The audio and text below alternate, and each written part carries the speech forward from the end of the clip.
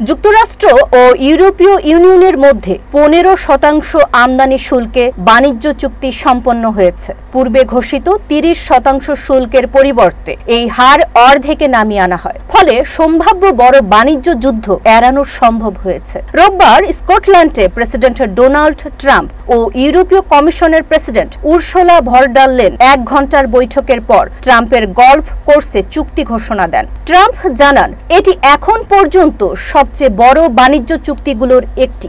এর আওতায় ইউরোপীয় ইউনিয়নে যুক্তরাষ্ট্রে প্রায় $600 বিলিয়ন বিনিয়োগ করবে এবং জ্বালানি ও সামরিক সরঞ্জাম আমদানি বাড়াবে। ভন ডার লেয়েন বলেন, বিশ্বের 2 বৃহৎ অর্থনীতির মধ্যে এই চুক্তি স্থিতিশীলতা আনবে। বৈশ্বিক বাণিজ্যের প্রায় 1/3 যুক্তরাষ্ট্র ও ইউরোপীয় ইউনিয়নের মধ্যে হয়ে থাকে। বিশ্লেষকরা মনে করছেন, এই চুক্তি দীর্ঘদিনের বাণিজ্যিক উত্তেজনা প্রশমিত করবে এবং উভয় পক্ষের রপ্তানি বাজারকে আরও প্রসারিত করবে।